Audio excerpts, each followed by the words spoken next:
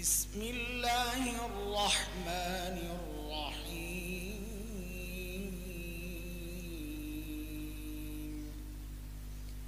يا أيها الذين آمنوا اتقوا الله ولتنظر نفس ما قدمت لغد واتقوا الله إن الله خبير بما تعملون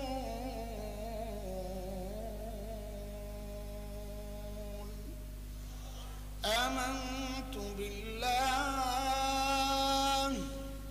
صدق الله العلي العظيم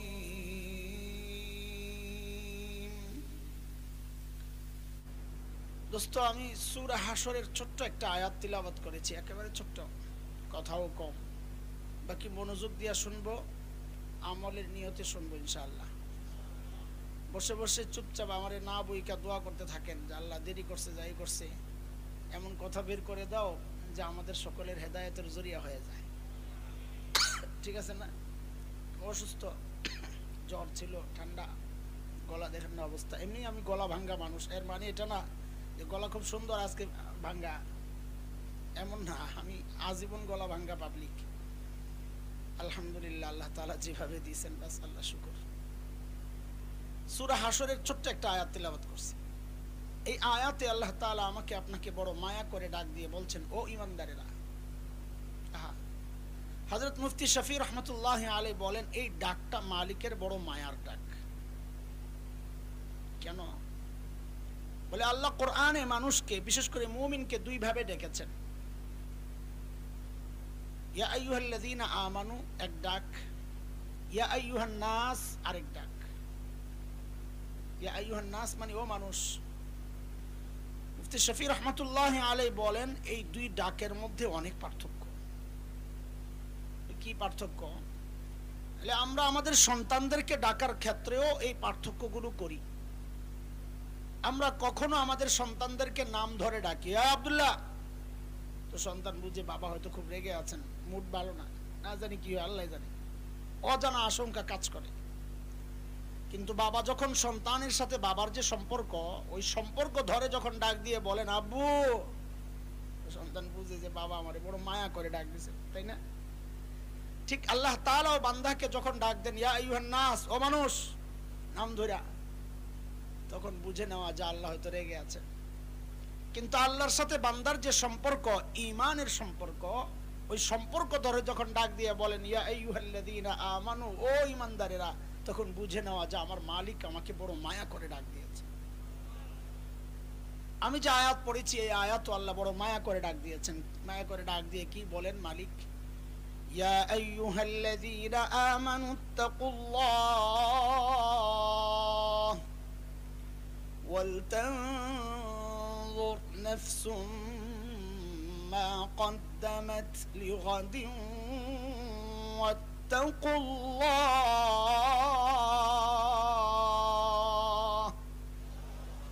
ও ঈমানদারেরা, আল্লাহকে ভয় করো। দুইটা হুকুম।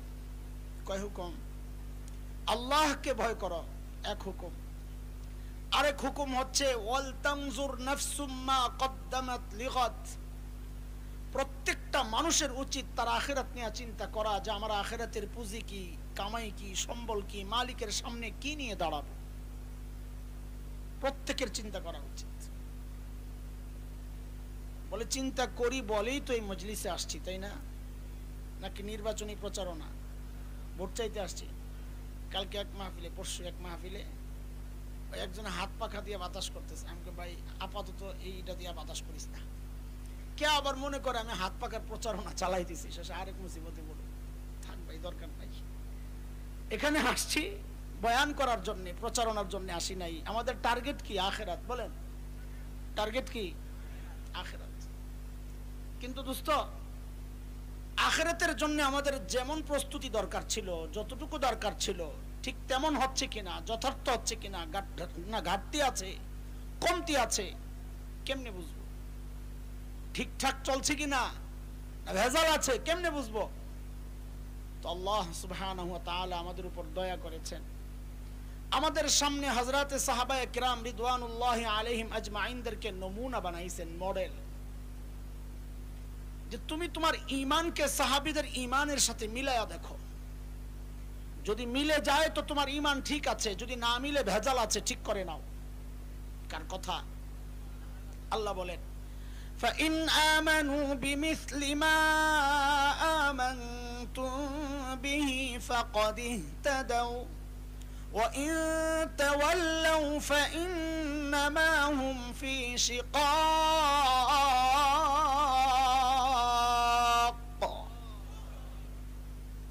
তুমি তোমার তাকওয়াকে সাহাবীদের তাকওয়ার সাথে মিলাও।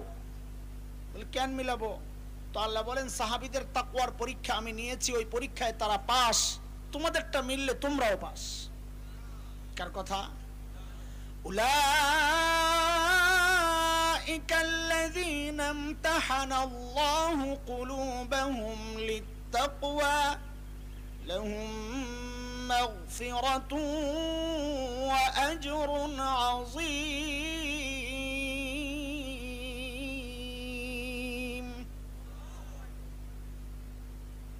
কাজেই দুরূদ শরীফ আপনি বসে বসে পড়বেন না, দাঁড়ায়া দাঁড়ায়া, আমি কিচ্ছু বলবো না, আপনি শুধু আপনার এই আমলকে সাহাবীদের আমলের সাথে মিলাইয়া দেখেন। যদি দাঁড়ানোটা মিলে করেন, জিলাপি খাওয়া যদি মিলে করেন, জিলাপি একটা আমারও দিয়েন, সমস্যা নেই। আর না মিললে ছেড়ে দেন। আজানের আগে দুরূদ পড়বেন কি পড়বেন না আপনার ব্যাপার, আমি কিচ্ছু বলবো না। আমার অনুরোধ আলিম হিসাবে আপনি সাহাবীদের আমলের সাথে মিলাইয়া দেখেন, যদি মিলে তো করেন, না মিললে ছাড়েন, হিসাব সোজা।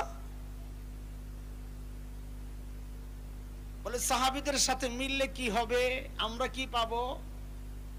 তো আল্লাহ তাআলা সূরা তাওবার মধ্যে কি চমৎকার বলেছেন, বলে আমি তাদের উপর রাজি হয়ে গেছি, তাদের জন্য জান্নাত বানায় রাখছি, তোমরা তোমাদেরটা যদি মিলে তো তোমাদের উপরও রাজি, তোমাদের জন্য জান্নাত রেডি। والسابقون الأولون من المهاجرين والأنصار والذين اتبعوهم بإحسان رضي الله عنهم ورضوا عنه وأعد لهم جنات تجري تحتها الأنهار خالدين فيها أبدا ذلك الفوز العظيم। কাজে আমাদের আমলকে, ঈমানকে, তাকওয়াকে কাদের সাথে মিলাইতে হবে ভাই বলেন? সাহাবী বুঝেন তো না? আল্লাহ নবী সাল্লাল্লাহু আলাইহি সাল্লামকে যারা ঈমান সহ দেখেছেন এবং ওই ঈমান সহ যাদের মৃত্যু হয়েছে, তারা সাহাবী। হ্যাঁ, সাহাবীদের সাথে আমাদের আমল হুবহু মিলবে না, এটাও ঠিক। কেন? হুবহু যদি মিলতো আল্লাহ তাআলা আমাকে আপনাকে আর এই যুগে পাঠাইতেন না, ওই যুগেই পাঠাইতেন। যদিও ছোটবেলায় আমরা একটা গজল গাইতাম, আপনাদেরও মনে থাকার কথা। একসময় আমার গলা তো খুব সুন্দর ছিল, এখন না ভাঙতে ভাঙতে ফাটা বাস ছিল কয়দিন, এখন আর ফাটাও না, এখন সুরসুরা বাস হয়ে গেছে। এক সময় তো টনটনা গলা ছিল, কেরাত পড়তাম, তিলাওয়াত করতাম, গজল গাইতাম, খুব সুন্দর গলা ছিল। তো ছোটবেলায় গাইতাম আমরা, জন্ম যদি হতো মোদের রাসূল পাকের কালে, আহা রাসূল পাকের দেশে। বাস এই পর্যন্ত, নাইলে আবার গজল গায়ে টাইম পাস করে, কথা কই তো শেষ করা যায় না। ওস্তাদরা আটকায় দিতেন, হাই কি গজল গাও তুমি, এটা কেমন গজল? জন্ম যদি হইতো মোদের রাসূল পাকের কালে। গাদা, কোন যুগে জন্ম হইলো তোর জন্য ভালো হইতো? তুই ভালো জানোস না, আল্লাহ ভালো জানে। রাসূলের যুগে জন্ম হয়ে তো তুই আবু জাহেল হইতে পারতি, বড় তো আরেক মুসিবত হইতো। আল্লাহ জানেন কাকে কোন যুগে পাঠাইতে হবে। হ্যাঁ, তবে একটা খুশির খবর আছে, শুনবেন? এত রাতে ঘুমাইবেন না, ঘুমান লাগবে, ঘুমান লাগবে। একটা খুশির খবর আছে। খুশির খবর হইল, আমরা পরে আসলেও আমাদের একটা স্পেশাল দাবি আল্লাহর কাছে আছে, আল্লাহ আমরা আমল টামল যাই করি আমাদের আমলের রেট কিন্তু বাড়াইয়া দিতে হবে। বলে কেন এই দাবি, পাগলা দাবি? বলে হ্যাঁ যৌক্তিক দাবি এটা। আচ্ছা বলেন তো এখন টমেটোর কেজি কত? আচ্ছা 100 টাকাই ধরেন, বেশি কয়ে লাভ নেই। আচ্ছা এই 100 টাকার টমেটোটা ফ্রেশ না ভেজাল? বলেন ভেজাল। ভেজালটা খান 100 টাকায়। আপনাদের এলাকায় টমেটোর চাষ হয়, একদম ফুল সিজন যখন থাকে তখন টমেটোর কেজি কত? তাহলে কিসের চাষ হয়? আমাদের এলাকায় 5 টাকা পাওয়া যায়। আচ্ছা আপনাদেরটাই ধরেন 20 টাকা। আচ্ছা এই 20 টাকার টমেটোটা ফ্রেশ না ভেজাল? হ্যাঁ ফ্রেশটা খান 20 টাকায়, ভেজালটা খান 100 টাকায়। ভাই কইছে 150 টাকা, মাথা ঠিক আছে নি? ভেজাল খান বেশি দিয়া, ফ্রেশ খান কম দিয়া। আচ্ছা বলেন তো এটার কারণটা কি? সিজন আর অফ সিজন, তাই না? সিজনের জিনিস হয় টাটকা ফ্রেশ কিন্তু রেট হয় কম। অফ সিজনের জিনিস হয় ভেজাল কিন্তু রেট হয়। ওইটাই আল্লাহর কাছে আমগো দাবি, আল্লাহ আমগরে তো ইবাদতের সিজন নবী যোগ আর খায়রুল করুন শ্রেষ্ঠ যোগে পাঠাও নাই, পাঠাইছো অফ সিজনে, কাজে আমগো আমল একটু ভেজাল হবো কিন্তু রেটটা বাড়ায় দেওয়া লাগবে। ঠিক আছে না কথা? আল্লাহর দাবি করবেন না, আল্লাহ ফালাই দিব নাকি? খলাকতানি ওয়া আনা আবদুক, বানাইছো তুমি, আমি তোমার বান্দা, ফালাইবা কই? দেওয়া লাগবে। হায় মালিক, এটা হাদিস দ্বারা স্বীকৃত আমার এই কথা। ভুল বুঝেন না, আন্দাজি বানায়া কথা বলার লোক না। নবী বলেছেন একটা হাদিস, মান তামাসসাকা বিসুন্নতি ইনদা ফাসাদি উম্মতি ফালাহু আজরু। এই শোনার জন্যই বলতেছিলাম, মিয়াটা বললেন না। মুফতি আব্দুল মালিক দামাত বারাকাতুহুল আলিয়া বলেছেন মিয়া সহ হাদিসটা দুর্বল, মিয়াটা ছাড়া ঠিক আছে। এবার আবার শোনেন, আমি শুরুতেই ঠিক করে বললে বলতেন মনে হয় হাদিসটা ভুল বললো কিনা, ভুল যেন না বুঝেন এই জন্য বললাম। মান তামাসসাকা বিসুন্নতি ইনদা ফাসাদি উম্মতি ফালাহু আজরু শাহীদ। নবী বলেন যে ব্যক্তি শেষ জমানায় ফাসাদের জমানায় সুন্নাত আঁকড়ে ধরবে, আল্লাহ তাকে শাহাদাতের, এই যে হাদিসও পড়ে ভুল পাবলিক হুজুররা, আর পাবলিক তরজমা করে ভুল। শহীদের মর্যাদা না, আজরুন মানে মর্যাদা না, আজরুন মানে সওয়াব। শহীদের মর্যাদা অনেক, খালি আপনি সুন্নত আদায় করে শহীদের মর্যাদা পাওয়া যাবে না তো সোজা। মর্যাদা এক জিনিস, সওয়াব আরেক জিনিস। বেতন আমি আপনি হয়তো সমান পাই, কিন্তু আপনার মর্যাদা আর আমার মর্যাদা এক না। প্রধানমন্ত্রীর চেয়ে বেতন বেশি পায় বহু পাবলিক আছে, আছে না? মর্যাদা এক, মর্যাদা এক। হাদিস উল্টা তরজমা করেন না। মান তামাসসাকা বিসুন্নতি ইনদা ফাসাদি উম্মতি ফালাহু আজরু শাহীদ। শেষ জমানায় যারা সুন্নাত আঁকড়ে ধরবে আল্লাহ তাদেরকে শাহাদাতের সওয়াব দান করবে। কোন জমানায়?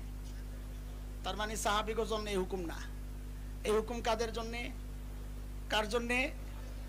সাহাবীদের জন্য সুন্নত আদায় করলে সুন্নতেরই সওয়াব, আর আমাদের শেষ জমানার জন্য সুন্নত আদায় করলে সুন্নতের রেট বাইরা হয়ে যায় শাহাদাতের সওয়াব। তাহলে শেষ জমানায় আমলের রেট বাড়ে কি বাড়ে না? এটা আমার কথা না নবীর কথা? আমি উদাহরণ দিয়ে বুঝাইছি আর কি, কথা ঠিক আছে না? হ্যাঁ সাহাবীদের সাথে আমাদের আমল মিলবে না, তবে আল্লাহ যে কইলো মিলাইতে, মিলবে না, কাছাকাছি আসতে বলতেছে, হুবহু হবে না, চেষ্টা করো কাছাকাছি আসতে। সাহাবীদের আমল আর আমাদের আমল হুবহু হবে না, আমাদের চেষ্টা থাকবে দূরত্বটা যতটা কমানো যায়। আমাদের বড়রা বলেন সোনার অক্ষরে লিখে রাখো, দুনিয়ার জিন্দেগিতে তোমার আমল আখলাক চরিত্র সাহাবীদের যত কাছাকাছি আসবে, হাসরের মাঠে সাহাবীদের তত কাছাকাছি তোমার অবস্থান।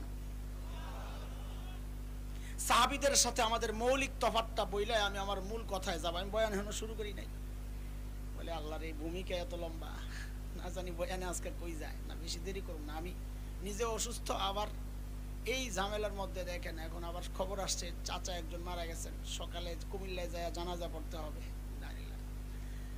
পেরেশানি আছে, সব দূরের উপরে আসি, আল্লাহ চালাইতেছেন বাস।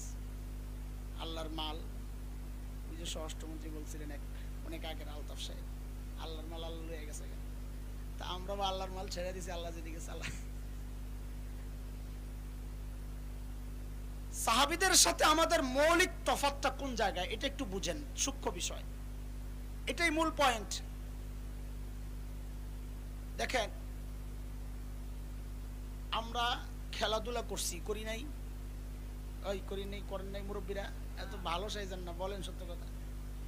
আমিও তো করছি, ঢাকার পোলা না খেলে যাবো কই।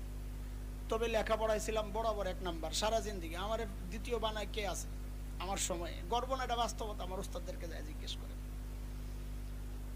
আমার উস্তাদ হযরত মাওলানা মুফতি আবু সাঈদ দামাত বরকাতুহুল আলিয়া ফরিদাবাদ মাদ্রাসা, যায় জিজ্ঞেস করেন হুজুরের নিজের বক্তব্য। আমার সারা জীবনের সেরা পোলা এটা হাসান জামি।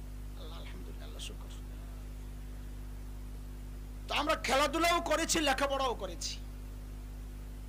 এখনকার বাচ্চারা লেখাপড়াও করে, খেলাধুলাও করে, করে না? পার্থক্য কোন জায়গায়? আমরা লেখাপড়ার ফাঁকে ফাঁকে খেলাধুলা করছি, এখনকার বাচ্চারা খেলাধুলার ফাঁকে ফাঁকে লেখাপড়া করে। ঠিক আছে, কথা কথা মিলতেছে আপনাদের সাথে? আচ্ছা, মিললে আলহামদুলিল্লাহ। সাহাবায়ে কেরামের সাথে আমাদের মৌলিক পার্থক্য এই জায়গায়। সাহাবায়ে কেরাম দুনিয়ার কাজ করতেন, কৃষি কাজ করতেন, আপনার ব্যবসা করতেন, সব ঠিক ছিল। আখিরাতের কাজও করতেন। আমরাও দুনিয়ার কাজ করি, আখিরাতের কাজও করি। পার্থক্য কোথায়? সাহাবায়ে কেরাম আখিরাতের কাজ করতেন, ফাঁকে ফাঁকে দুনিয়ার কাজ করতেন, আর আমরা দুনিয়ার কাজ করি, ফাঁকে ফাঁকে আখিরাতের কাজ করি। এই গ্যাপ আর দূরত্ব যত কমানো যাবে, সাহাবীদের তত কাছাকাছি হাসরে থাকতে পারবো ইনশাআল্লাহ। চলেন এই গ্যাপ কমানোর মিশনে কিছু কথা আমরা শুনি আজকে ইনশাআল্লাহ। আখিরাতের প্রস্তুতি আর আখিরাতের ফিকির সাহাবায়ে কেরামের দিলের মধ্যে কিভাবে ঢুকেছিল এটা একটু দেখেন, আর নিজের অবস্থান চিন্তা করেন। কোথায় তারা, কোথায় আমি? হওয়া দরকার ছিল আমার এমন, হইছেন তারা এমন, উল্টা হয়ে গেছে। হযরত সাহাবায়ে কেরাম রিদওয়ানুল্লাহি আলাইহিম আজমাইনদের আখিরাতের ফিকির একটু শুনেন। সাইয়েদনা আবু বকর সিদ্দিক রাদিয়াল্লাহু আনহু যখন খলিফা, তো ওনার রাষ্ট্র পরিচালনার একটা সিস্টেম ছিল। দরবারে বিধবা, অসহায়, এতিমের লিস্ট থাকতো, বিধবা নারীদের বিশেষ করে। স্বেচ্ছায় যদি কেউ খেদমত করতে চাইতো, ওই লিস্টের নিচে নামের পাশে নিজের নাম বসায়া বুক করতেন, কারণ এটা অনেক সওয়াবের কাজ। নবী আলাইহিস সালাম বলেছেন, যারা ইতিম আর বিধবার দায়িত্ব নেয়, কাফিল হয়, ওই ব্যক্তি আর আমি জান্নাতে পাশাপাশি থাকব। এটা তো এই সমাজের একটা কুৎসিত চেহারা, যে এই সমাজের মানুষ, বহু মানুষ অন্য বিধবার দায়িত্ব আদায় করবে থাক দূরের কথা, নিজের বিধবা মায়েরই খেদমত করে না। দুর্ভাগা, পোড়া কপাল, পোড়া কপাল। মা পাইছে জান্নাত বানাইতে পারে নাই, বাপ পাইছে জান্নাত বানাইতে পারে নাই, ওর বেঁচে থাকার কোনো দরকার নাই, কুত্তার মতো মরা দরকার। এটা কুত্তার চেয়ে নিকৃষ্ট।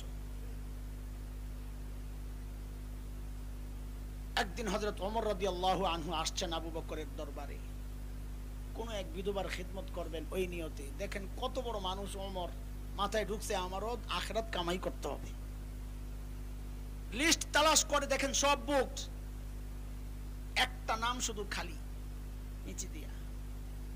সাইয়েদনা ওমর ওই নাম ধরে, ওই নামের ঠিকানা মতো পরদিন সকালে ফজরের পর পর চলে গেছেন বুড়ির বাড়িতে। কখন বলেন? কথা জিজ্ঞেস করতেছি মনোযোগ আকর্ষণের জন্য। কখন? আবার বলেন। সাহাবায়ে কেরাম দিনের কাজ শুরু করতেন ফজরের পর পর। কেন? কারণ নবী আলাইহিস সালাম যারা সকালে কাজ করেন তাদের জন্য বরকতের দোয়া করছেন আল্লাহর কাছে। বিখ্যাত আলিম শেখ ইবনুল কাইয়িম রাহমাতুল্লাহি আলাইহি, বিখ্যাত কিতাব জাদুল মাআদে আসছে, শেখ ইবনুল কাইয়িম বলেন, যারা সকালে ঘুমায় তাদের ঘর থেকে জিন্দেগিতে অভাব দূর হবে না।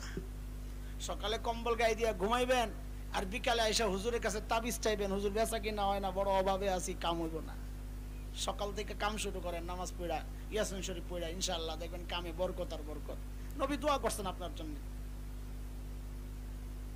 পরদিন সকাল সাইয়েদনা ওমর ইবনুল খাত্তাব বুড়ির দরজা নক করে বলে, মারে আপনার ঘরের কাজগুলো করার জন্য আমি ওমর ইবনুল খাত্তাব হাজির। বুড়ি ভেতর থেকে জবাব দেন, বাবারে প্রতিদিন যেই আল্লাহর বান্দা আমার ঘরের কাজগুলো করেন, তিনি ইতিমধ্যেই কাজ করে চলে গেছেন। কখন? আরে কাজ করছে কখন? আপনারা কথা বলেন না যে রাগ করছেন। কথা কেন বলবেন আগে একটু শুনেন।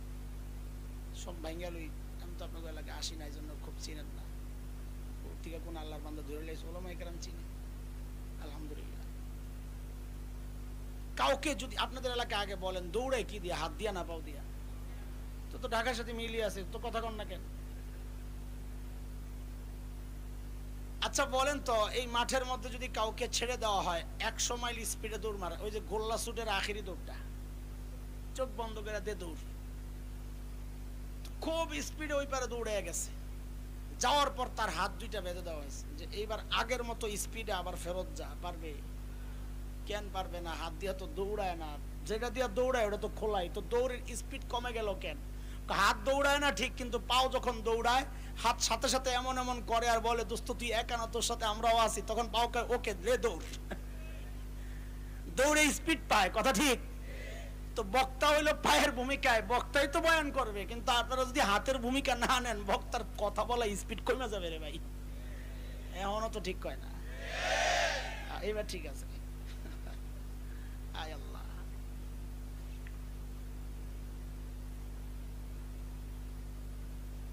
হযরত ওমর চিন্তা করলেন তাইলে আমাকে আরো আগে আসা লাগবে। ওই চিন্তায় সাইয়েদনা ওমর ইবনুল খাত্তাব পরদিন তাহাজ্জুদের ওয়াক্ত বুড়ির বাড়িতে যায় হাজির। দরজা নক করে বলে, মারে আপনার ঘরের কাজগুলো করার জন্য আমি ওমর ইবনুল খাত্তাব হাজির। বুড়িকে অবাক করে হযরত ওমরকে, হযরত ওমরকে অবাক করে বুড়ি আজকেও জবাব দিচ্ছেন, বাবারে প্রতিদিন যে আল্লাহর বান্দা আমার ঘরের কাজগুলো করেন তিনি ইতিমধ্যেই কাজ করে চলে গেছেন। কখন রে ভাই? কখন? তাহাজ্জুদের ওয়াক্ত চিনেননি আপনারা? ফজরের আজানের আগে একটা জবাব হইলো আর কি, ঠিক আছে, যেটা আসল জবাব আলেম থেকে যাই না নিয়েন, ওইটা বলা আমার মাকসাদ না। আমার কাছে একটা ডিজিটাল ব্যাখ্যা আছে, শুনবেন নি? এই যুগের পোলাবেন ফেসবুক ইন্টারনেট বন্ধ করে যখন ঘুমাইতে যায়, ওটা হলো তাহাজ্জুদের ওয়াক্ত। গজব আইব না কেন আল্লাহর কন্ত দেখি? হায় হায় হায়, কি মোবারক সময় ওইটা। আল্লাহ ডাকে, এই কে মাফ চাইবি চা, আমি মাফ করতে আসছি। ওই টাইমে আল্লাহ ডাকেন, আল্লাহ আমিন মুস্তাগফির ফাগফির আল্লাহ। বান্দা কয় আমার সময় নাই, সারাদিন তাহাজ্জুদ, সারা রাত ফেসবুক চালাইছি, আমি একটু ঘুমাইতে যাই, আপনি পরে দেখা করেন। তো গজব আসবে না কেন কন্ত দেখি? হযরত ওমর অবাক হয়ে গেলেন, মনে মনে ভাবলেন কাজের দরকার নাই আমার, আগেই বুজুর্গ বাইর করা লাগবে কে আল্লাহর বান্দা। পরদিন ইশার নামাজের পর সাইয়েদনা ওমর ইবনুল খাত্তাব বুড়ির দরজার সামনে এক ঝোপের আড়ালে চুপচাপ বসে আছেন, দেখবেন কে আসে কাজ করার জন্য। গভীর রাত, হযরত ওমর লক্ষ্য করলেন এক আল্লাহর বান্দা খালি পায়ে পা টিপে টিপে চোরের মতো বুড়ির বাড়ির দিকে আগাচ্ছে। হযরত ওমরও রেডি, আসেন দেখি কে আপনি। যেই না কাছে আসছে ওমর দাঁড়ায় গেছেন, হাই কে আপনি? গভীর রাত, মানুষও একা, ওমরের আওয়াজও বড়। এমন সিচুয়েশনে আমি যদি পড়তাম, হঠাৎ যদি কেউ দাঁড়ায় গেছে, হ্যাঁ কে আপনি, আমি সাধারণ সব কাপড় নষ্ট হয়ে যেত। কিন্তু হযরত ওমরের হুঙ্কারে ওই ব্যক্তির কাপড় নষ্ট হবে থাক দূরের কথা, ভয় পাবেন থাক দূরের কথা। হযরত ওমর যাকে দেখলেন নিজেই চমকায়া গেছেন। দেখেন ইনি আর কেউ না, খলিফাতুল মুসলিমিন আবু বকর সিদ্দিক রাদিয়াল্লাহু আনহু। আবু বকর। ওমর তো অবাক হয়ে গেছেন, আবু বকর আপনি? পায়ের দিকে তাকায় দেখে জুতা নাই। কথার কথা, রাস্তায় এক ফকিরের সাথে সাক্ষাৎ, আপনাকে দেখেই বললো, ওই ভাতিজা কালকা দেখা করে তোমারে খুশি করে দেবো। তা আপনি মনে মনে হাসবেন, নিজে ভিক্ষা করে খায় আবার আমারে খুশি করবে। আর যদি আপনাদের গাজীপুরের মেয়র সাহেব আপনার দেখা কয়, ভাতিজা কালকে দেখা করে খুশি করে দেবো, তখনও কি হাসবেন না আশাবাদী হবেন? ওই দেখেন কারবার, কথা কিন্তু একটাই, ব্যক্তির ওজন বেড়ে গেছে তো কথাটারও ওজন বেড়ে গেছে। একই বক্তব্য যদি মাননীয় প্রধানমন্ত্রী দিতেন, এই কালকে দেখা করে খুশি করে দেবো, আপনারা কি করতেন জানি না, আমি তো সারা রাত ঘুমাইতাম না, না জানি কি পাইতেছে আল্লাহ জানে। ব্যক্তির ওজন বাড়তেছে তো কথারও ওজন বাড়তেছে। আবু বকর কত বড় মানুষ এটা না বুঝলে ওই কথার ওজনটা বুঝবেন না। চলেন আগে আবু বকরকে একটু চিন্না আসি সংক্ষেপে। একদিন আম্মা জান আয়েশা রাদিয়াল্লাহু তাআলা আনহা, মদিনার স্বচ্ছ পরিষ্কার আকাশ, মদিনার আকাশ তো বাংলাদেশের মতো মেঘলা আকাশ না, পরিষ্কার আকাশ, লক্ষ লক্ষ নক্ষত্র দেখা যায়।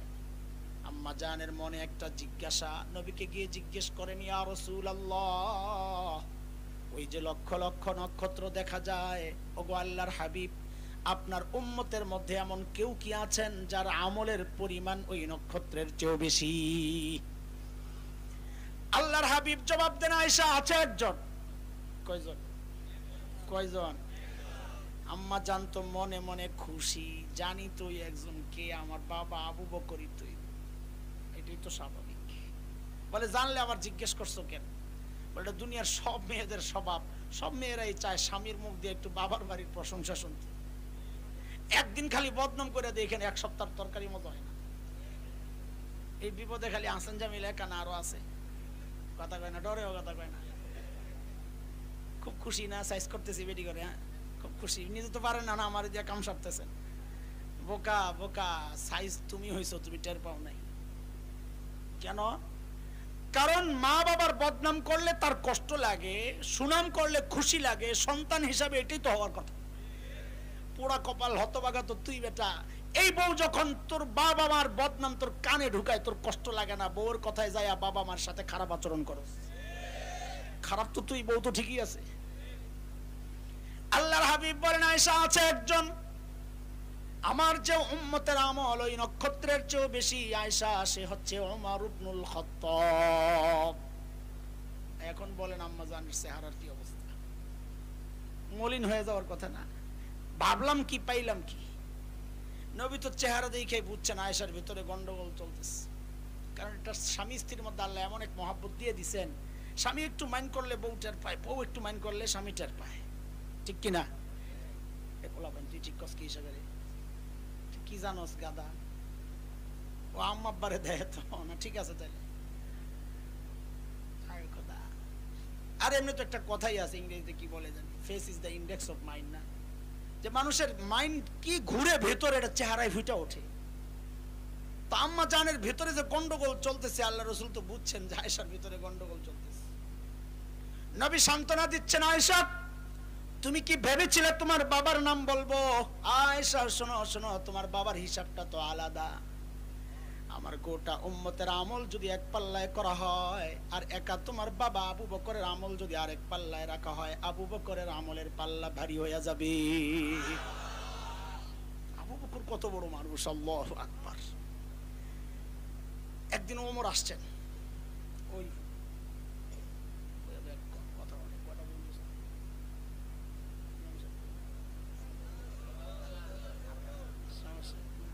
দিব না তো আবার। আরে ভাই আপনার না শুক্রবার, আমি তো যাবো কুমিল্লায় জানাজা পড়তে, 8টায় জানাজা। শোনেন শোনেন, হাসতেছি আর কি, যেন আপনাদের মন খারাপ না হয়, এই জন্যে। একদিন হযরত ওমর আসছেন আবু বকরের কাছে, এসে বলেন কি দোস্ত, আপনার সাথে একটা লেনদেন করতে চাই। তা আবু বকর বলে, কি লেনদেন করবেন? তো ওমর বলেন কি দোস্ত, আমার সারা জিন্দেগীর সব আমল আপনারে দিয়ে দিতে চাইলেন। আবু বকর পড়ছে ভালো চিন্তা করে, ওমর এত ভালো মানুষ, সারা জিন্দেগি উনি আমার সাথে আমল নিয়ে করলেন ঠেলাঠেলি, আর এখন বলে সব দিয়ে দিব না? আরে এখানে কোনো গাফলা আছে? আবু বকর মানুষ সরল সোজা, কিন্তু ব্যাককল তো না। সরল সোজার ব্যাককল কিন্তু এক জিনিস না। হযরত উলামায়ে কেরাম, দুনিয়ার মানুষ মনে করে এরা কিচ্ছু জানে না। গাদা ডাইল তুমি যা খাইছো এর চেয়ে 10 গুণ বেশি হুজুর খাইছে ভিটামিন, মাথা আর মাথা, ব্রেন আর ব্রেন। ব্যাককলের মতন থাকে আর কি, তুমি মনে করছো দুনিয়ার কিচ্ছু জানে না। সরল সোজা, যার সিনার মধ্যে কোরআনের হাদিসের ইলম, সে ব্যাককল হতে পারে না। ব্যাককল তো তুমি, তোমার মধ্যে কোরআন হাদিসের ইলম নাই। ছোট্ট একটা ঘটনা শোনাই। আমাদের একজন বড় মুফাসসির ছিলেন আল্লামা মুস্তাফা আল হুসাইনি রহমাতুল্লাহি আলাইহি। একদম সাদা সিধা মানুষ, আমাদের মতো তো বক্কর চক্কর ছিল না, বুংবাং, সাদা সিধা মানুষ। হযরত মাহফিল করে কোন এক এলাকায় হাইওয়ে দিয়ে যাচ্ছেন, তো রেস্টুরেন্ট বসে খাইতে বসছেন। বক্তারা মাঝে মধ্যে খায়, শেষ বয়ান বয়ান করে জায়গা, কারণ মাহফিলওয়ালারা বয়ানের আগে যতটা আগায় আনে, বয়ানের পরে আর অতটা কদর করে না। আপনারা না, আপনারা না, এমনি বললাম, আমি খাইছি, আপনারা ডরেন না। তো হাইওয়ের পাশে এক রেস্টুরেন্টে বসছেন খাইতে। সুন্নত তরিকায় লাস্টে প্লেট চেটে চটে একটা হাড্ডি ছিল, এটারে বসে বসে চা পাইতেছেন, হক আদায় করতেছেন। পাশের টেবিলে এক ভদ্রলোক বসে বসে চা খায়। দুনিয়া এমন কিছু মানুষ আছে, দাড়িওয়ালা টুপিওয়ালা দেখলে আর চুলকানি শুরু হয়, আছে না? ওই বেটা ওই ক্যাটাগরির। যেই দেখছে হুজুর বসে বসে যেমনি হাড্ডি চা পাইতেছে, হুজুরের সাইজ করার একটা মোক্ষম সময় যায় রে। চায়ের কাপটা হাতে লইয়াই হুজুরের টেবিলের সামনে দাঁড়ায়, এক্সকিউজ হুজুর বলে, ইয়েস বলেন। আচ্ছা হুজুর, আপনাদের এলাকায় কুকুরে কি খায়? হুজুর হাড্ডি খাইতেছে, বদমাশ, হুজুরের কুকুর বানাইতে চাইছে। নাউজুবিল্লাহ। বদমাইশে মনে করছে ব্যাককল হুজুর এই প্রশ্ন করলে হুজুর মনে দুঃখে কষ্টে কাঁদতে কাঁদতে হইয়া পড়বো, কিন্তু হুজুর যে মহাপণ্ডিত এরা তো জানে না। যেই হুজুর এই কথা জিজ্ঞেস করছে হুজুর হাড্ডি চাওয়ায় ওর দিকে তাকায়ও না, আমগো এলাকায় কুত্তায় চা খায়।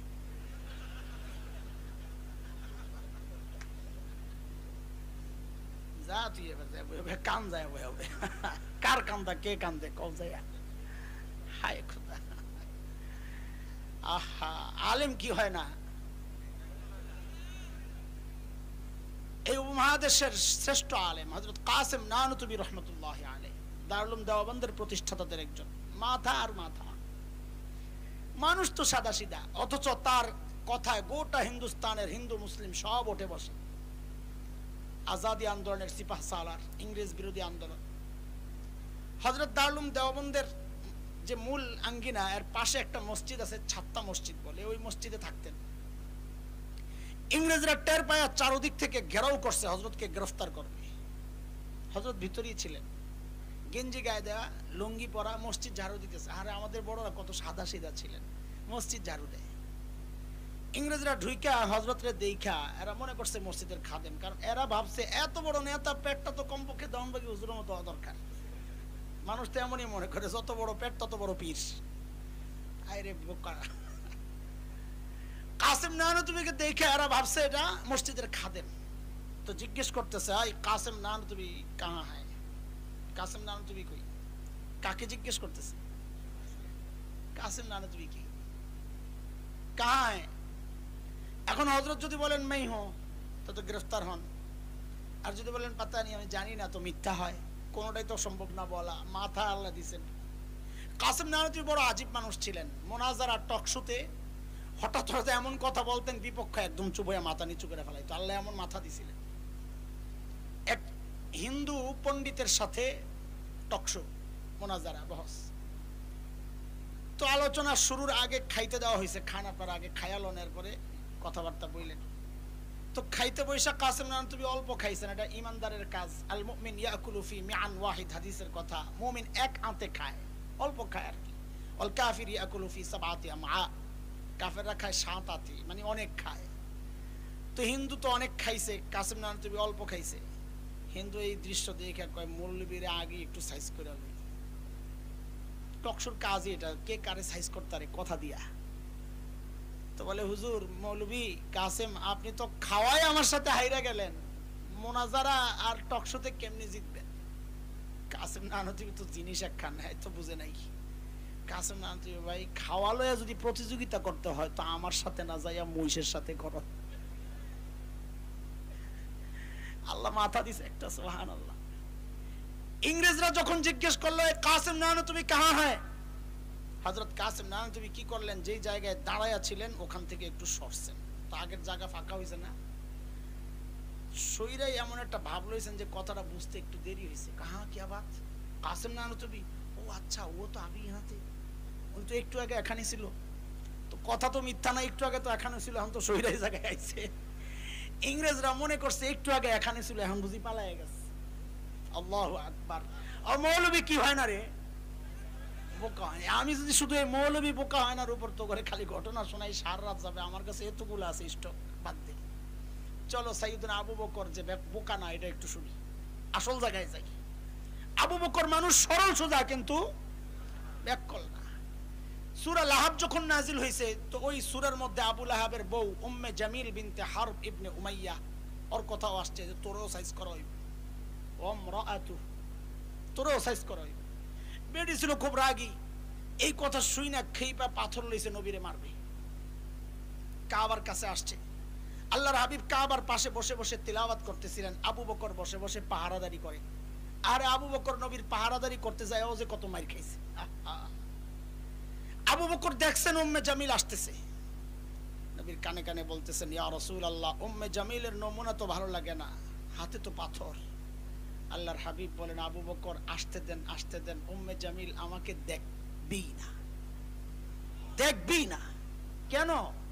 কারণ কোরআনে আল্লাহ আগে জানায় রাখছেন নবীরে, সূরা বনী ইসরাঈল আয়াত 45, فإذا قرأت القرآن جعلنا بينك وبين الذين لا يؤمنون بالآخرة হিজাবাম মাসতুরা। নবী আপনি যখন তিলাওয়াত করবেন আপনার আর বেঈমানদের মাঝখানে আমি নিরাপত্তা পর্দা দিয়ে দিব, এরা আপনাকে দেখবে না। ঠিকই উম্মে জামিল আয়েশা খালি খোঁজে, আবু বকর তো দেখেই বুঝছে তুমি তো নবীরে দেখো না। ধরছে আবু বকর রে এই মোল্লা, তখন তার মোল্লা কয় নাই, তখন যা কইছে আমি সময়ের শব্দ দিয়া তর্জমা করলাম আর কি। আয় মোল্লা তোর দোস্ত কই? আবু বকর পড়ছেন ভালো বিপদে, যদি বলেন লা আদরি আমি জানি না, তা আবু বকরের সিদ্দিক কাটা যায়, মিথ্যা কথা হয়। আর যদি বলেন এই যে, তো আবু বকর মাইর খায়। কেন? আবু বকর বলবেন এই যে, উম্মে জামিল বলবে কই যে, এত দেয় না, বেচারা মাইর খাবে। আবু বকর মানুষ সরল সোজা, কিন্তু কিনারে। আবু বকর আস্তে করে জবাব দিয়ে দিলেন, খুঁজা দেখো। কি কি সত্য কথা না মিথ্যা কথা? আর সত্য মিথ্যাও না, হুকুমের মধ্যে সত্য মিথ্যা থাকে না। ওই মাদ্রাসা পোলাবাইন জানে জুমলায়ে খবরিয়ার মধ্যে সত্য মিথ্যা থাকে, কিন্তু জুমলা ইনশাইয়ার মধ্যে সত্য মিথ্যা থাকে না। হুকুমের মধ্যে সত্য মিথ্যা থাকে না। সত্য না মিথ্যা তুমি জানো, খুঁজা দেখো।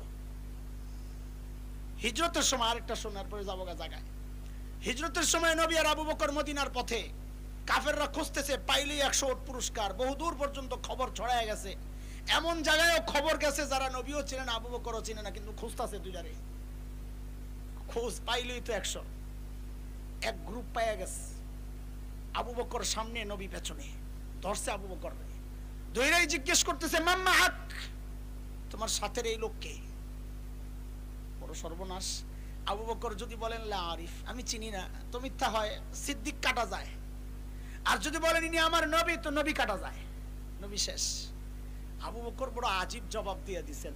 আবু বকর আস্তে করে বলেন হাযার রাজুল ইয়াহদিনি, এই লোকটা আমারে রাস্তা দেখায়।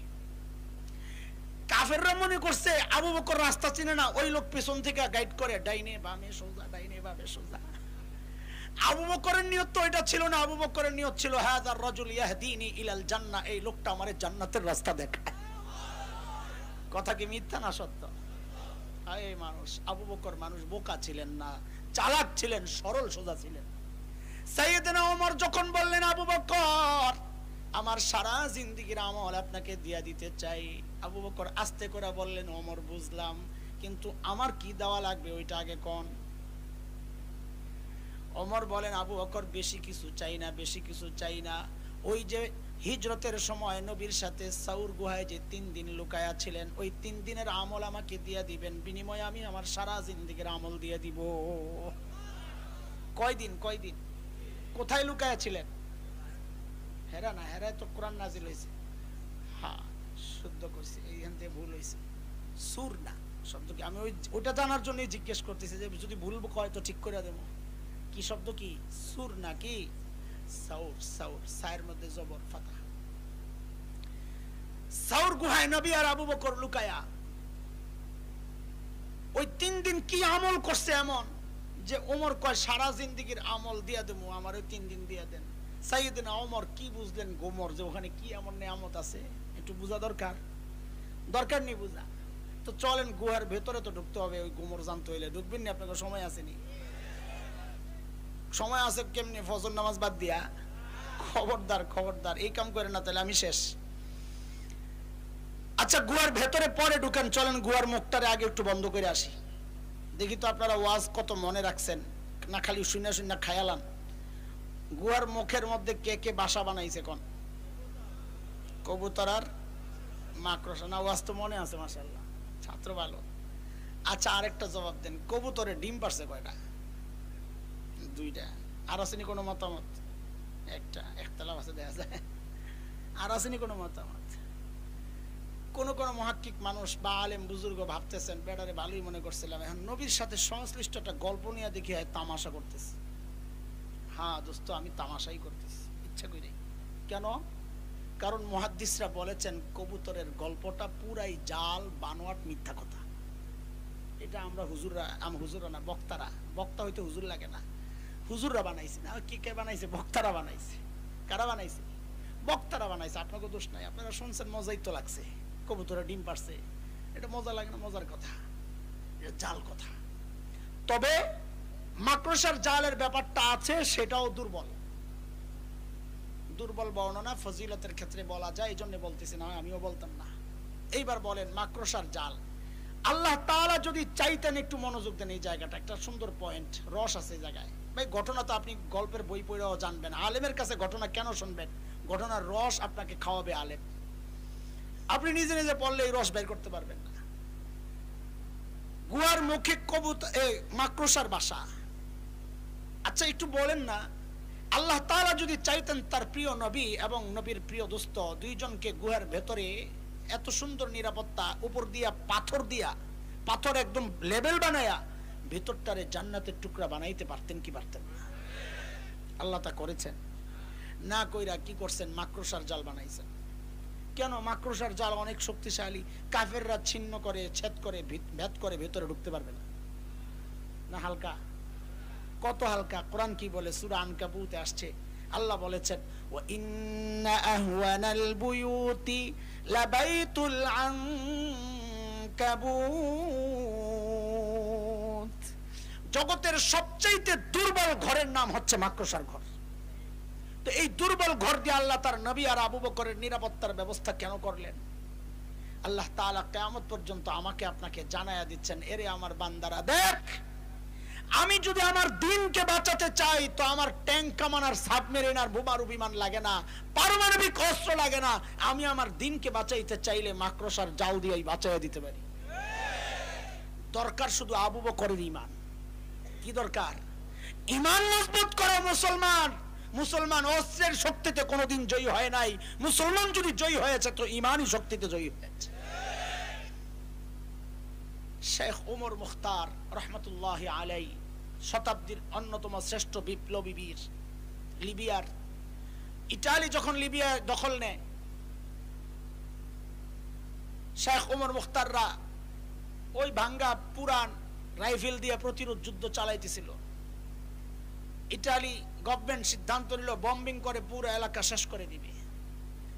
একজন এসে শেখ ওমর মুখতারকে বলছেন, হযরত এলাকা, বলে কেন?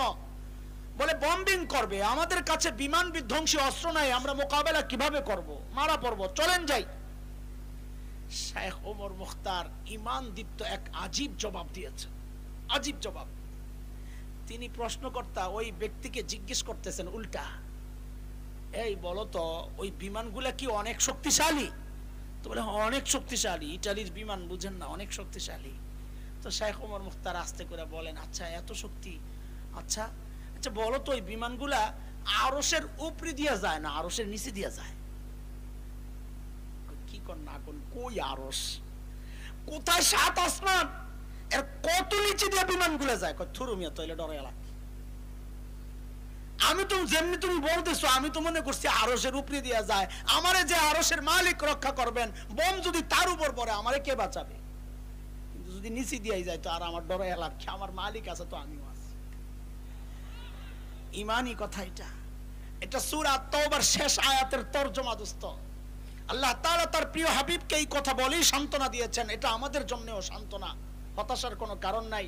নবীকে আল্লাহ ডেকে বলেছেন, ফাইন তাওয়াল্লাউ ফাকুল হাসবিয়াল্লাহ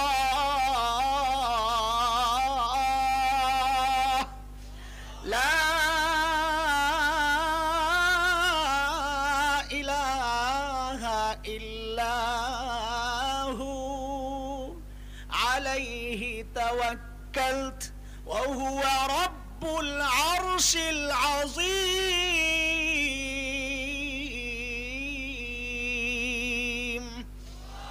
মুসলমান ভরসা করে কার উপর? যার মালিক আছে তার কোনো টেনশন নাই। ইতিহাস সাক্ষী, নমরুদের মালিক ছিল না, ধ্বংস হয়েছে। হযরত ইব্রাহিমের মালিক ছিল, জিতে গেছেন। ফেরাউনের মালিক ছিল না, ধ্বংস হয়েছে। হযরত মূসার মালিক ছিল, জিতে গেছেন।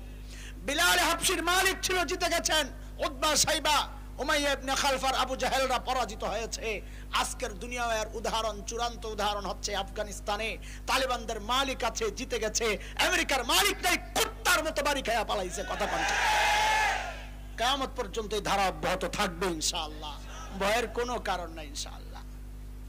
সাইয়েদনা আবু বকরের কোলে মাথা, নবী ঘুমাইতেছিলেন, ঘুম থেকে উঠে দেখেন যে আবু বকরের চেহারার মধ্যে চিন্তার ছাপ। হায় আবু বকর, নবী জিজ্ঞেস করেন, আপনি এত চিন্তিত কেন, চেহারা এত চিন্তা কেন? সাইয়েদনা আবু বকর বলেন, ইয়া রাসূলুল্লাহ, ওই যে গুহার মুখের দিকে তাকায়া দেখেন, লাউ আন্না আহাদাহুম ইয়ানজুরু ইলা কাদামাই, গুহার দিকে তাকানোর দরকার নাই, যদি তারা নিজেদের পায়ের দিকেও তাকায় তাও আমাদেরকে দেখে ফেলবে। আল্লাহর হাবিব আবু বকরকে সান্ত্বনা দিচ্ছেন, কি বলে, আবু বকর আপনি কি ভেবেছেন ওই গুহার ভেতরে খালি আমি আর আপনি আর কেউ নাই? না আবু বকর না, আমি আর আপনি না, আমাদের সাথে আল্লাহও আছেন। আল্লাহ তাআলার আবু বকরকে নবীর দেওয়া এই সান্ত্বনার কথাগুলো এত পছন্দ হয়েছে যে আল্লাহ কোরআনুল কারীমের সূরা তাওবার একটা আয়াতের টুকরা বানায় নাযিল করে দিয়েছেন।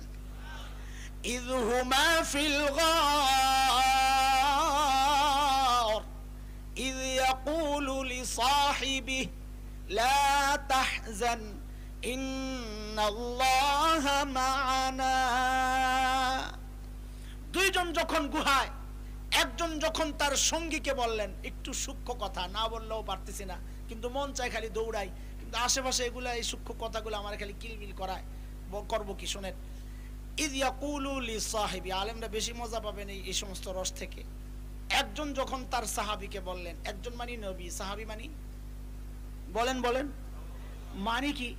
মানি হচ্ছে আবু বকর যে নবীর সাহাবী, এটা আল্লাহ কোরআনে স্বীকৃতি দিয়ে দিলেন। আরে আবু বকরের মর্যাদা, আজীব ইনসান আবু বকর। ওমরের গোমর এই জায়গায় না, ওমরের গোমর সামনে। নবী বলেন, আবু বকর লা তাহজান, আপনি ঘাবড়ায়েন না কেন, ইন্নাল্লাহা মা'ানা, আল্লাহ আমার সাথেও আছেন, আপনার সাথেও আছেন, আমিও আপনার সাথে আছি। ওমর কয় সারছে। এই 3 দিন থেকে আবু বকর ধরাছোঁয়ার বাইরে চলে গেছে। কেন কেন, কি বেজাল লাগলো? তো বেজাল হইলো ওমরের চিন্তা, আমার সম্পর্কে নবীর মূল্যায়ন কি, আমি ওমর সম্পর্কে নবীর মূল্যায়ন কি, আমাকে নবীর সাথে সম্পর্কের লেভেল নবী কি বলেছেন আমার সম্পর্কে। তো ওমরের মাথায় আসছে যে নবী আমার সম্পর্কে বলেছেন, লাউ কানা বাদি নবিয়্যুন লাকানা ওমর, আমার পরে যদি কেউ নবী হতো তো ওমর হতো। বলেন তো নবী কি বলেছেন, আমার পরে যদি কেউ নবী হতো, কে হতো? না আবু বকর। তো কি বোঝা যায় এই হাদিস দ্বারা, ওমরের মর্যাদা বেশি না আবু বকরের? ওমরের মর্যাদা বেশি। এইটা আমি আর আপনি বুঝতেছি, কিন্তু ওমর বুঝছেন উল্টা। আমারও মাথায় অনেকদিন ধরে এই চিন্তা। আমি সর্বপ্রথম যখন সরবেকা কত ছোট ছিলাম, ওই হাদিস শুনে মাথায় খালি ব্যস্ত লাগছে। খুব ব্রেন ছিল ছোটবেলায়, কথা যেটা বুঝতাম তো বুঝতাম, খালি কিরে এটা কি হাদিস, এটা মিলে না তো। আবু বকরের মর্যাদা আমরা শুনছি সবচেয়ে বেশি। সমস্ত নবীদের পরে উম্মতের যত উম্মত দুনিয়ায় গেছে, সর্বপ্রথম সর্বোচ্চ মর্যাদা হচ্ছে সাইয়্যিদনা আবু বকর সিদ্দিক রাদিয়াল্লাহু আনহুর। অথচ এই হাদিস বোঝায় ওমরের মর্যাদা বেশি, আবু বকরের মর্যাদা বেশি হইলে নবী বলতেন আমার পরে নবী হলে আবু বকর হতো। নবী তো তা বলেন নাই। নবী কি বলেছেন, আমার পরে নবী হলে কে হতো? ওমর হতো। হায় হায়, অনেক খুঁজতে খুঁজতে পেয়ে গেছি জবাব। হাকিমুল উম্মতের কিতাব লিখা বয়ান মালফুজাত হাকিমুল উম্মত। আরে আমাদের বড়দের কিতাবের এই এক সৌন্দর্য, বহু প্রশ্নের জবাব এমনি পাওয়া যায়। আলহামদুলিল্লাহ, রু আছে কিতাবে, রু আছে। মাদ্রাসার ছাত্ররা আকাবিরদের কিতাব বেশি বেশি মুতালা করো, বেশি বেশি মুতালা করো, অনেক কিছু বাবা, এলেমের খাজানা আমাদের আকাবিরদের কিতাব। এটা হাকিমুল উম্মত জবাব দিয়েছেন, বলে না এই হাদিস ওমরের মর্যাদা বুঝায় নাই, আবু বকরের মর্যাদাই বুঝাইছে। কেন? নবী বলেন, ওমর আপনার সাথে আমার সম্পর্কের লেভেল কি, আমার পরে যদি কেউ নবী হতো তো ওমর হতো, মানে আমি আগে আর আপনি। বলেন না আপনারা? নবী বলেন আমি আগে আপনি পরে পরে। ওমর কই এটাই তো শেষ। আর আবু বকর 3 দিন থাকছে। আবু বকর, নবী বলে আবু বকর আপনি ঘাবড়ায়েন না, ইন্নাল্লাহা মা'ানা, আপনার সাথে আমার সম্পর্ক কিন্তু ওমরের মতো না। ওমরের সাথে সম্পর্ক হলো বাদিয়াতের, আগে আর পরে। আপনার সাথে সম্পর্ক মা'ানা, মাইয়াতের সাথে সাথে সাথে সাথে। ওমর কয় আমার সারা জিন্দেগির আমল লাগবে না, লয়া যান 3 দিন দেন। কেন? কয় সারা জিন্দেগি আমল করে পাইছি বাদিয়াতের মুকুট, পরে আগে আর পরে, আর আপনি 3 দিন থেকে পাইয়া গেলেন মাইয়াতের মুকুট সাথে সাথে, আমাদের 3 দিন দিয়ে দেন। এই গোমর কি খালি ওমর বুঝছে, আবু বকর বুঝেন নাই? আবু বকর মানুষ চালাক, আগে না বুঝাই আসছি। এই গোমর বুঝছেন ওমর, আবু বকর বুঝেন নাই? আবু বকরও বুঝছেন। বুঝে আবু বকর কি জবাব দিলেন, হায় আজ থেকে 12-13 বছর আগে হাকিমুল ইসলাম কারি তৈয়ব রহমতুল্লাহ আলাইহির বয়ানের লেখায় এই জবাবটা পাইয়া, আবু বকরের এই জবাবটা পাইয়া আল্লাহি আল্লাহকে হাজির নাজির রেখে বলতেছি, আমি সাথে সাথে কেঁদে ফেলছি। আহারে কি মানুষ আবু বকর, কি মানুষ আবু বকর, বিনয় কাকে বল। আবু বকর ওমরকে জবাব দিচ্ছেন, ওমর বলেন কি আপনি? আরে দোস্ত বলেন কি আপনি? এই 3 দিন যদি আপনাকে দিয়ে দেই তো আমার আর পুঁজি থাকে কি? আমার পুঁজি বাটটা তো এইটাই, সারা জিন্দেগি তো বাইরে আমি কিচ্ছু করতে পারি নাই, 3 দিনই তো আমার সম্বল। আবু বকর বলে জীবনে কিছু করতে পারে নাই, এই 3 দিনই বলে আবু বকরের সম্বল। আর আমি আপনি ভাবতেছি কত কিছু করে বয়ে দিচ্ছি মানুষেরা। ও দোস্ত, এইভাবে আবু বকরের মর্যাদা শোনাইতে গেলে রাত শেষ হয়ে যাবে। চলেন আমরা জাগার জায়গা যেখান থেকে আপনাদেরকে আনছি, ওই যে বুড়ির বাড়ি মনে আছে? সাইয়েদনা ওমর যখন বললেন, আবু বকর এই গভীর রাতে আপনি কেন আসছেন? এই কাজগুলো আমাদেরকে দিলেই তো হতো দোস্ত, সারাদিন প্রশাসনিক কাজে ব্যস্ত থাকেন। দোস্ত আবু বকর কি জবাব দিয়েছেন আমি বলেছিলাম, ওই জবাবটাই বয়ান, এই একটু কথাই বয়ান। জবাব যদি আমি হাসান জামিল দিতাম এত গায়ে লাগতো না, এত আকর্ষণ ছিল না, কারণ আমি মানুষও ছোট, জবাবের ওজনও কম। কিন্তু জবাবটা কার? আবু বকর মানুষও বড়, ওজনও বেশি। সাইয়েদনা আবু বকর কি জবাব দিলেন? হ্যাঁ ভাই ওমর, এই কাজগুলো আপনাদেরকে দিলেও পারি, কিন্তু ভাইরে আমি কি আমার আখিরাত কামাই করব না? আমি তোমরাই খালি করবা, আমার আখিরাত লাগবে না। আবু বকর বলে আখিরাতের কামাই বলে বাকি রইছে। কি চিন্তা মাথায় ঢুকছে, আখিরাতের কি ফিকির ঢুকছে মাথায়। আরে সাইয়েদনা ওমর এত বড় মানুষ, এক হাদিস তো শুনাইলাম, নবী বলেছেন আমার পরে নবী হলে ওমর হতো। ওমর এত বড় মানুষ, এক হাদিসে নবী বলেছেন ওমারু ফিল জান্নাহ, ওমর জান্নাতি। আমি আপনি হকের উপর চললে বলা হয় লোকটা হকপন্থী। ওমর সম্পর্কে নবী বলেছেন উল্টা, দারাল হাক্কু হাইসু দারা, ওমর যেদিকে যায় হক তার পেছনে পেছনে যায়।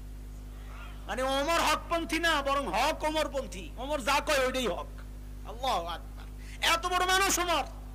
নবী বলেছেন ওমর যেদিক দিয়ে যায় শয়তান আর ওই রাস্তায় থাকে না, শয়তান অন্য রাস্তা দিয়ে যায়।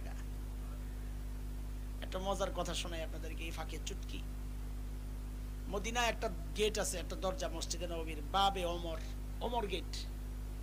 হযরত ওমর ওদিক দিয়ে আসতেন। শিয়ারা ওই গেট দিয়ে যায় না, ওমরের লগে বিদ্বেষ, ওই গেট দিয়ে যায় না। এক বুজুর্গ এই দৃশ্য দেখে লেখছেন, ওমর আল্লাহ আপনার উপর রহম করুন, আপনি যখন জীবিত ছিলেন শয়তান যেই রাস্তায় আপনি চলতেন শয়তান চলতো না, আপনার মরার পরেও শয়তানের দোসররা ওই রাস্তা দিয়ে আটে না। আজিব চুটকিটা, এত দামি মানুষ ওমর। নবী জান্নাত যখন দেখে আসছেন মেরাজের সময়, হাদিসে আসছে নবী দুনিয়ায় এসে উচ্ছ্বাস আনন্দ প্রকাশ করতেছেন। আহারে ওমরের বাড়িটা দেখছি, কি যে সুন্দর বাড়ি, কি যে সুন্দর বাড়ি। আমার মন চাইছিল ওমরের বাড়ির ভেতরে একটু ঢুকি, না জানি ভিতরটা কত সুন্দর, কিন্তু ঢুকি নাই। কেন? বলে ওমরের গায়রত, ওমরের আত্মমর্যাদা, প্রেস্টিজ আমি জানি ওমর যদি মাইন্ড করে, এই জন্য ঢুকি নাই।